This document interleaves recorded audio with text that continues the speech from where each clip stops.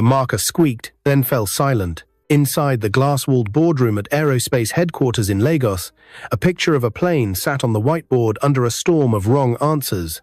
Lines crossing lines, arrows fighting arrows, numbers that didn't agree. At the front, the billionaire CEO, Johnson Uche, gripped the table with both hands. His eyes were wet. His voice shook. "We have 48 hours, he said. "If we fail again, we lose the contracts. We lose everything." The room of top engineers sat frozen. No one spoke. The air felt heavy, like a bad dream you couldn't wake up from. Then a voice came from the doorway, low, steady, and completely out of place. "I can correct it."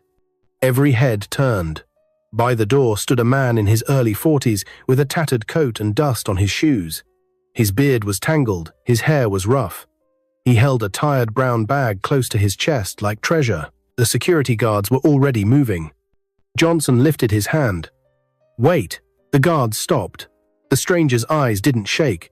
He looked at the failed drawing of the plane like it was an old friend that had lost its way. "I can correct it," he said again. The room held its breath. Hours earlier, before the city woke fully, Williams Andrew opened his eyes under the shadow of the Echo Bridge. Morning light slipped through the pillars. Danfoss groaned awake. A hawker called, "Pure water," and the sound bounced through the empty spaces like a bell. Williams sat up on his piece of cardboard, dusted his coat, and hugged his brown bag. Inside it were the only three things he had kept safe through everything: a worn book on aeronautical engineering, a bundle of old certificates, and a pen with half its ink. He pressed the book to his chest, the way a child holds a photo of home. He washed his face at the public tap, looked at his reflection in the ripples, and tried to smile. The smile didn't stay long. He walked toward Victoria Island with the early crowd. The silver letters on the side of the tall building always pulled his eyes. Aerospace. He had learned to pass by it slowly, the way a hungry person passes a bakery, half in pain, half in hope. Today felt different. People with badges rushed inside. Cameras blinked in the lobby. The building buzzed with worry. He slipped through the open door, not sneaky, just small, the way you walk when you don't want to disturb the air. Near the top floor, through the glass, he saw the boardroom. He saw the whiteboard covered in wrong paths.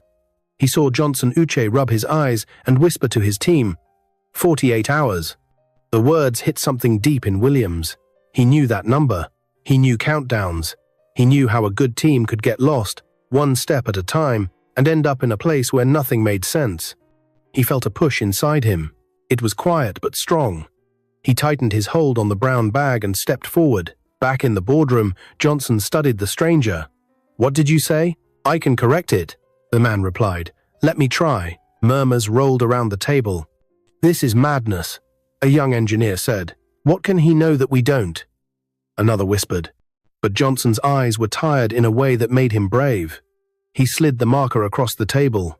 "If you waste our time," he said softly, "you waste my company. Don't waste it." The room opened into surprise. The stranger walked in. He smelled like dust and sun and old paper. He didn't explain. He didn't clear his throat. He just took the marker, faced the whiteboard, and stood still for 3 long seconds. Then he moved. He erased 2 angry arrows that fought each other across the wing. He drew one clean line, gentle as a river. He circled a tiny box labeled AOA and wrote beside it, "Sensor drift under vibration." He added 3 short equations, not too many, just enough to show a path. He wrote, "Feedback loop overreacts," and underlined it once. He drew a small smiley face near the tail, not to be funny, but to show where the plane wanted peace. "What are you saying?" someone asked. The stranger spoke in simple words. "When the plane feels many small shakes, this little sensor," he tapped the AOA box, "thinks the nose is too high. It panics. The autopilot pushes the nose down too fast. The pilots fight it. It becomes a tug of war. A few seconds of wrong numbers can turn into a fall." He drew a tiny filter, like a sieve. "We slow the panic with a filter so the sensor listens better. We teach the system to check 2 other helpers before it acts, this one here and this one here." He marked airspeed and vertical speed. If all 3 agree, act. If one is shouting alone, wait. He wrote 3 steps on the side. Filter the noise. Cross-check the helpers. Soft hands on the nose, soft hands. It sounded strange and true at the same time. The room shifted from doubt to quiet attention. Chairs moved closer. Pens stopped tapping. Even the air conditioner hum seemed to listen. Johnson stepped forward. "You, what is your name?" The man did not turn. "Williams?" he said. "My name is Williams. Where did you learn this?" Johnson asked. Williams touched the pocket of his coat, where the edge of the old book pressed against his ribs. "From before," he said. "From work. From mistakes. From watching the sky and listening when numbers got scared." One of the senior engineers stood. "We tried a filter last week," she said, careful but curious. "It helped on mild shakes, but during the stronger ones, the system still fought the pilots." "Yes," Williams nodded. He drew one more sketch, a small box labeled Human Override with a time gate. Give the pilot the stronger voice early, not after a wrestling match, and let the system learn the pilot's calm after it sees it twice. The machine must not be proud. The line about pride made half the room smile in spite of themselves. Another engineer leaned in, his eyes sharp. "What about false calm? Suppose all three helpers lie together?" "They won't," Williams said. "Not rude, just sure. Not often. And when they might, we add a heartbeat checker." He tapped the top corner and wrote sanity check every 0.3s. "If the heartbeat looks strange, we tell the pilot first. We ask for hands, soft hands, silence again." But it was a different kind of silence now, the kind that comes when a locked door gives way, and everyone can feel the air on the other side. Johnson looked at his team. A few nodded, small, like they didn't want to scare the moment. "Build a quick sim," Johnson said. "Use his steps. We run it now." Laptops opened. Fingers flew. The projector lit up with a digital sky. On the screen, a model plane sat at the end of a runway that looked like a grey ribbon under morning clouds. While they worked, Johnson moved closer to Williams. "You said your name is Williams." "Williams what?" "Williams Andrew," he said, still watching the board, still holding the marker. Up close, Johnson could see the man's eyes better. They were the kinds of eyes that had seen joy and fire and the long, dry space in between. "Where do you stay?" Johnson asked quietly. Williams's hand tightened on the marker. "Under the bridge," he said. No shame in his voice, just truth. The engineers finished building the test. On the screen, the runway shimmered. Numbers waited at the edges, like small birds ready to fly. The senior engineer pressed her lips together. "We'll run the roughest case," she said. "The one that broke our last idea." Johnson nodded. "Do it." A hush fell over the room. Even the guards at the door leaned in. 3, the engineer counted. 2, 1. The simulation started. The model plane rolled, lifted, and met the wind. The screen shook. Warnings flickered. The old system would have forced the nose into a fight here. Everyone in the room knew this beat too well. Williams did not blink. He whispered to the screen. Not as a magic spell, but the way a coach whispers to a player at the line. "Soft hands." On the screen, the new filter caught the wild shakes and smoothed them. The helpers cross-checked. The heartbeat ticked steady, steady, steady. Johnson's fingers dug into the back of a chair. A number at the corner started to fall. Another held. Another rose. The room leaned forward as one. The plane's nose dipped, but only a little. The pilot's override flashed. The system yielded early, like a proud person learning to listen. The graph that used to spike like a scream began to curve like a calm wave. "Come on," someone breathed. The final line at the bottom, the one that had spelled disaster all week, began to move toward green. It crawled. It paused. It twitched. The final result box on the right blinked from pending to, and the power in the building flickered. The projector cut to black. A chorus of gasps filled the room. Laptops beeped. Someone swore under their breath. For 2 long heartbeats, nothing existed. No sky, no numbers, no hope, just the thin whine of the UPS fighting to stay alive. The lights blinked back. The projector woke up with a grey sigh. The result box was still there, frozen in the instant before truth. Johnson turned to Williams, eyes wide, voice barely a whisper. "Did we fix it?" Williams looked at the screen, then at the whiteboard with its soft lines and simple rules. He did not smile. He did not speak. The result box flickered. The result box on the projector flickered like a stubborn flame, refusing to die. The entire room leaned forward, every heartbeat syncing with the digital pulse on the screen. Then, success flashed in bold green letters. The room erupted. Some gasped. Some clapped their hands to their mouths. Others shot to their feet in disbelief. The numbers that had dragged them into despair for weeks had finally turned in their favor. The red spikes that once screamed of chaos now curved smoothly, flowing like a calm river. Johnson froze. For a moment, he simply stared, unable to believe what he was seeing. Then, slowly, his lips parted, and a breath he didn't realize he'd been holding spilled out. "It worked," whispered one of the engineers. "It actually worked." Williams let the marker slip gently onto the whiteboard tray. His hands trembled, not with fear, but with the rush of memories. It had been years since anyone had listened to him. Years since he had felt the weight of his ideas matter. A standing ovation followed. One by one, the highly paid engineers of aerospace rose from their seats, clapping hard. The sound filled the boardroom, echoing off the glass walls. It was not for their billionaire CEO. It was not for the company. It was for the ragged man who had walked in from the street and corrected what they had failed to solve. Johnson turned sharply, his eyes wide with tears. He didn't care that the man standing before him smelled of dust and hardship. He didn't care about the tattered coat or the unkempt beard. He rushed forward, grabbed Williams by the shoulders, and pulled him into a tight embrace. "Thank you," Johnson whispered, voice cracking. "You just saved my company, and maybe more lives than we can count." The guards by the door stood frozen, unsure if they should still remove the stranger. But they knew it now. He wasn't a trespasser. He was the key. Minutes later, Williams sat in a plush leather chair in Johnson's office. It felt strange under him, soft, warm, like a bed after years of sleeping on cold concrete. His brown bag sat by his side, untouched. He held it close like a lifeline. Johnson paced in front of him, still trying to process what had just happened. "You walked into my boardroom from the street," he said, his voice caught between amazement and curiosity. "Who are you? How did you know the one thing my best engineers could not see?" Williams hesitated. His eyes dropped to the floor. For a long time, silence stretched between them, broken only by the hum of the office air conditioning. Then, with a shaky breath, he reached into his bag. From it, he pulled out the old, dog-eared book on aeronautical engineering. Its cover was faded, its pages worn at the edges. "This," he said softly, placing it on the desk. "This is what reminds me of who I used to be." Johnson sat down across from him, leaning in. "Tell me." And so, Williams told him. "I am Williams Andrew," he began, his voice heavy. "Once, I was a top aeronautical engineer. I worked with big companies in the United States for 10 years.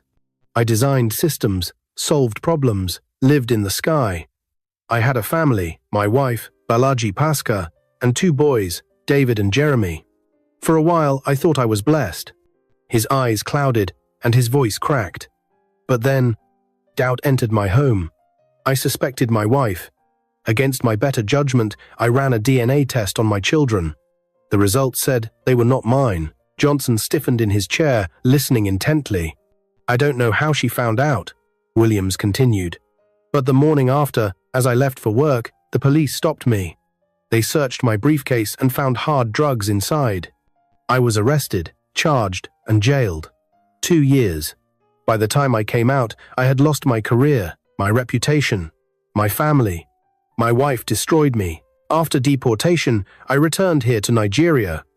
With nothing." He paused, swallowing hard. "I've been living under the bridge ever since. Broken. Forgotten. But this bag," he patted it gently, "with my book and my certificates, it has been my only reminder of who I once was." Johnson's throat tightened. He could barely find words. "My God," he whispered. You went from designing planes to sleeping under bridges." Williams nodded, silent.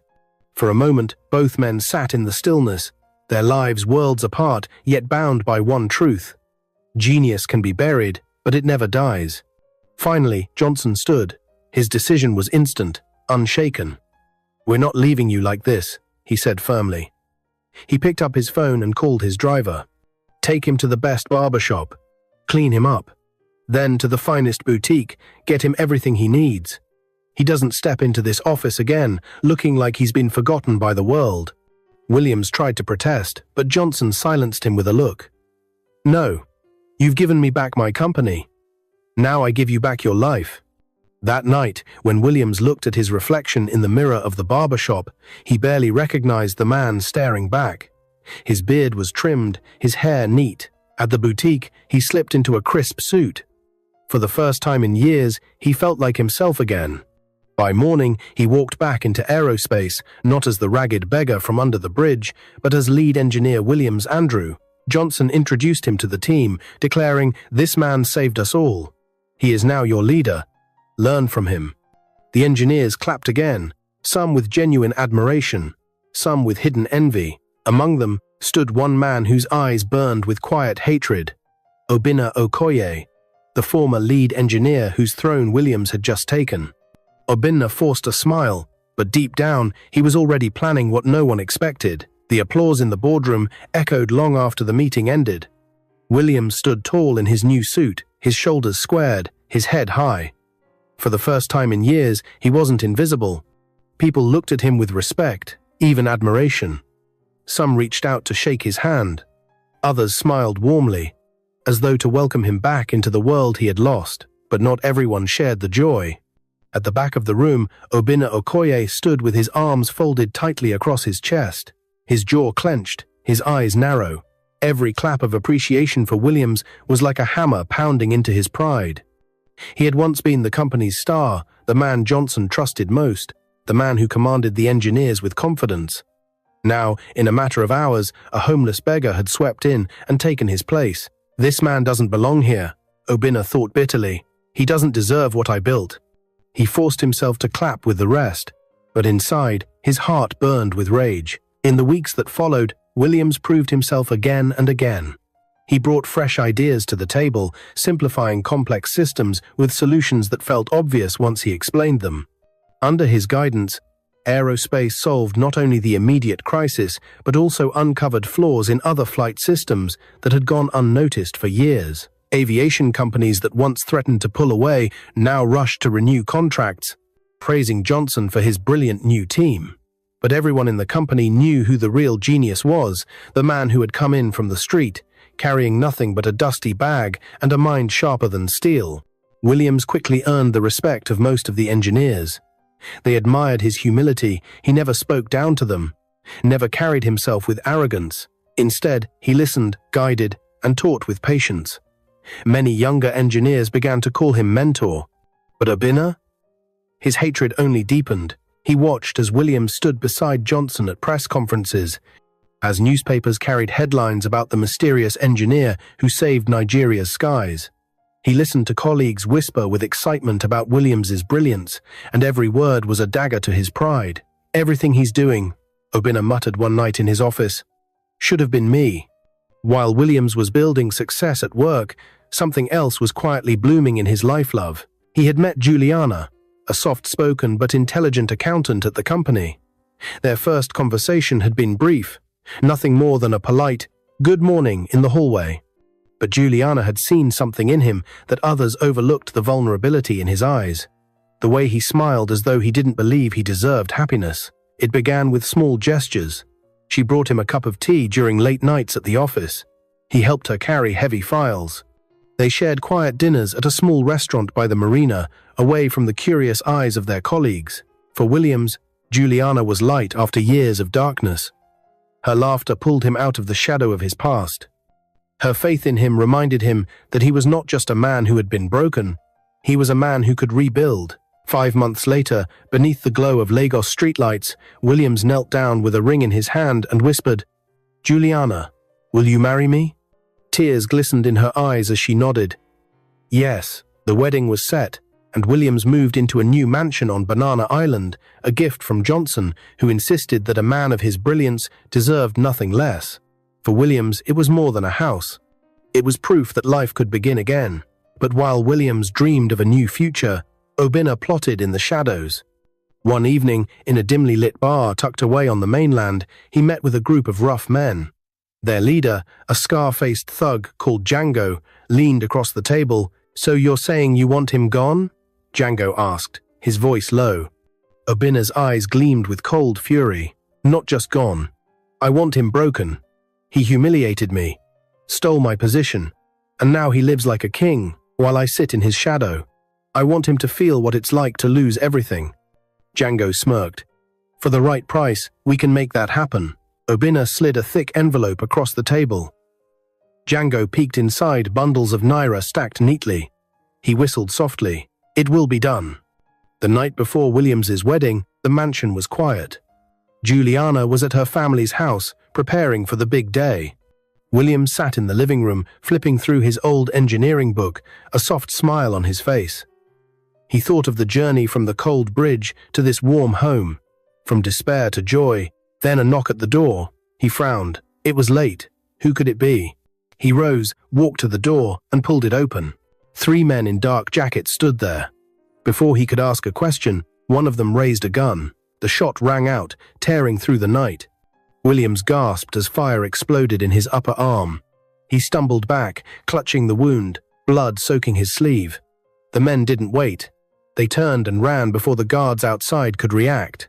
Chaos erupted, security shouted, alarms blared, and Williams collapsed onto the polished floor, his vision blurring. As he drifted into unconsciousness, one thought echoed in his mind. Not again. I can't lose it all again. The sirens of the ambulance wailed through the Lagos night, racing down the third mainland bridge toward the hospital. Inside, Williams lay on a stretcher, his face pale, his arm wrapped in blood-soaked bandages. His eyelids fluttered as he fought to stay awake, the pain pulling him down into darkness. Beside him, Juliana held his uninjured hand tightly, her eyes red from tears. She whispered prayers through trembling lips. "God, please don't take him from me.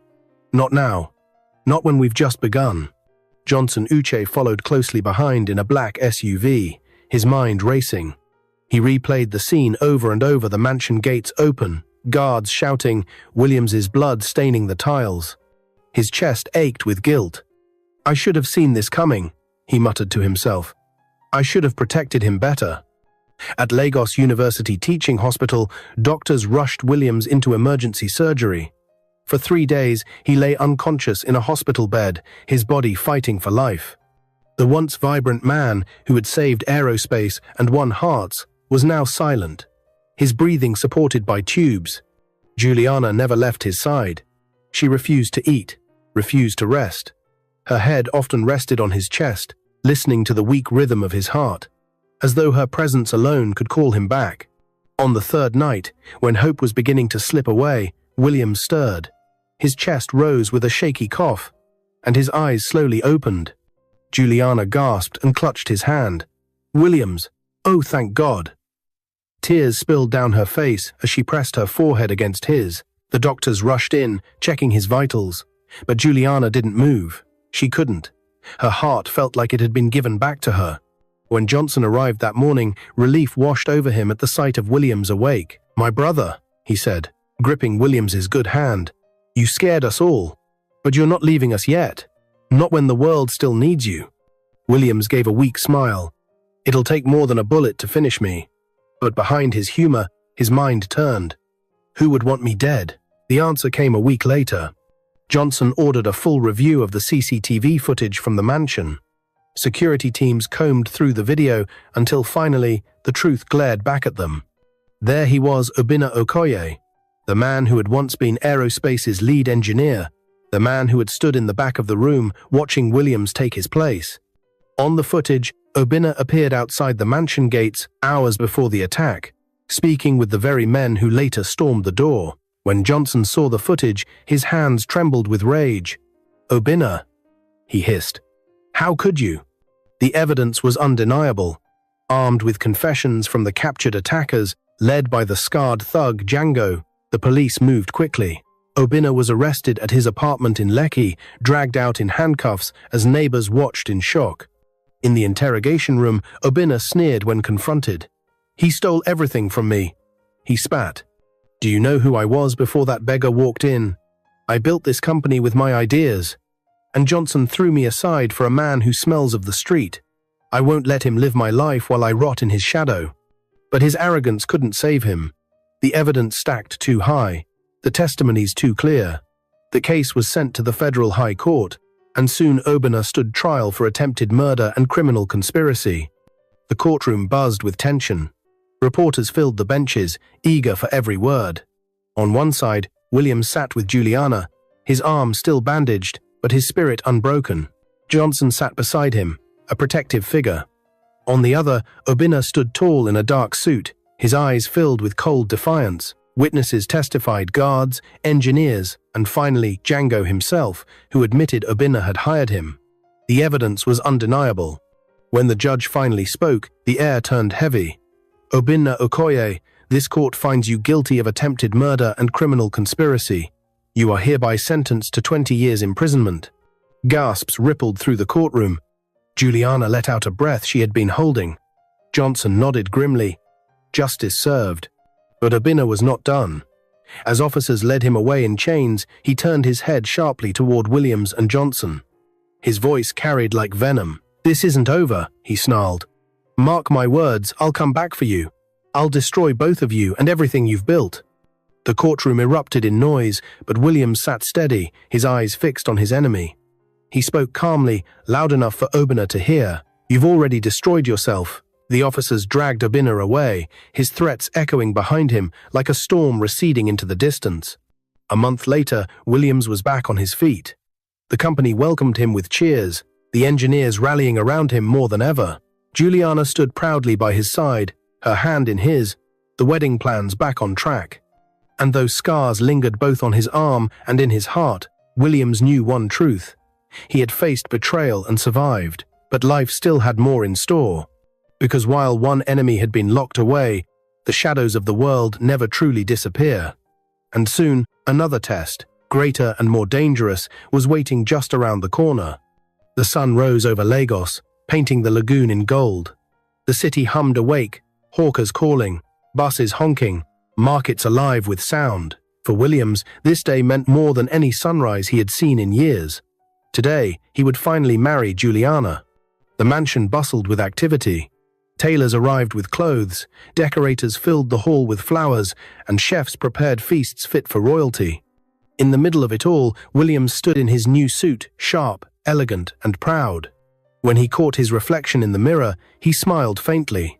Gone was the man who once slept under the Echo Bridge. In his place stood a man restored, a man with purpose. Juliana appeared at the top of the staircase in her gown, glowing with joy.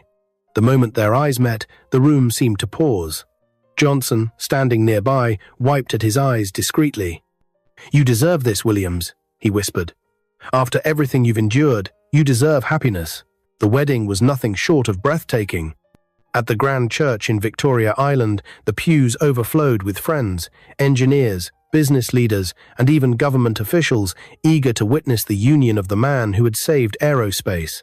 Cameras flashed as Juliana walked down the aisle, her veil trailing like a river of light. Williams's heart pounded, but when she reached him, all the noise in the room melted away. "You may kiss the bride," the pastor declared. When their lips met, applause erupted. Guests rose to their feet, clapping and cheering. Johnson stood with both hands raised, as if celebrating his own victory. It was more than a wedding. It was redemption, a homeless beggar restored not just to dignity, but to love.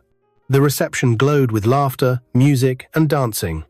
Juliana's eyes never left Williams, and Williams never stopped smiling.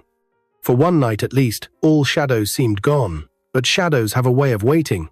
Later, Williams and Juliana sat in their mansion's living room, cradling their newborn baby boy. He was tiny, wrapped in soft blue cloth, his little breaths steady against Juliana's chest. They named him Clinton. Williams touched his son's forehead gently. "You will never know the life I lived under that bridge," he whispered. "You'll only know love." Juliana kissed his cheek. "He already has everything he needs you."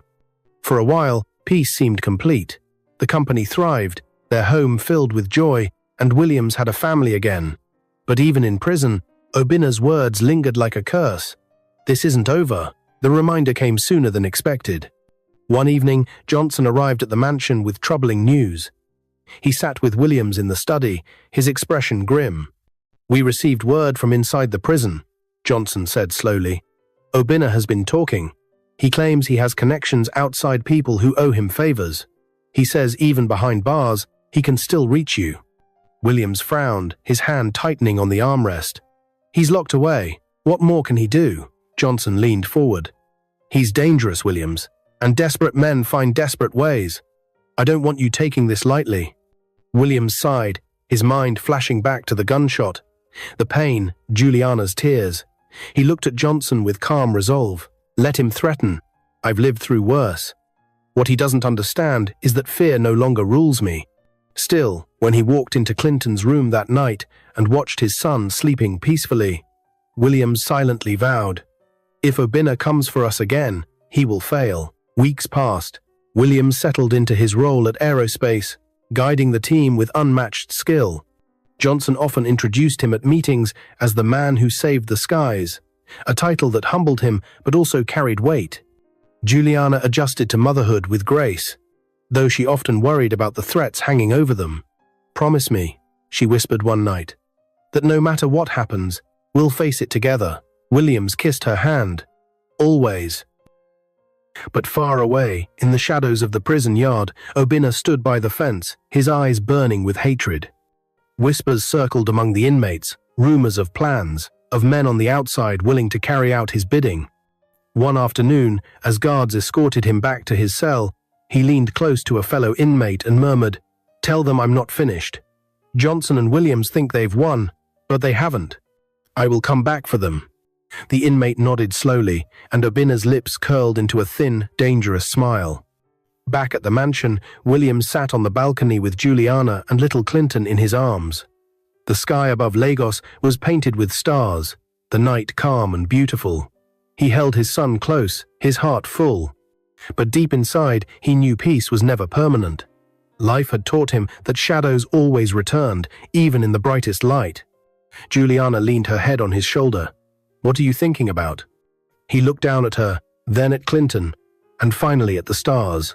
"I'm thinking about the future," he said softly, "and how sometimes the fight isn't really against enemies outside, but the ones within.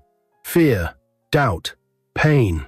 Those are the enemies I must conquer for him, for us." Juliana squeezed his hand. "And you will, because you're Williams Andrew. You always rise." The night air grew still, almost too still, as if the world itself was holding its breath. And though Williams didn't say it out loud, one truth echoed in his heart. Obinna's war was not over. The shadows had only retreated, waiting. What is your view about this story? Where are you watching from?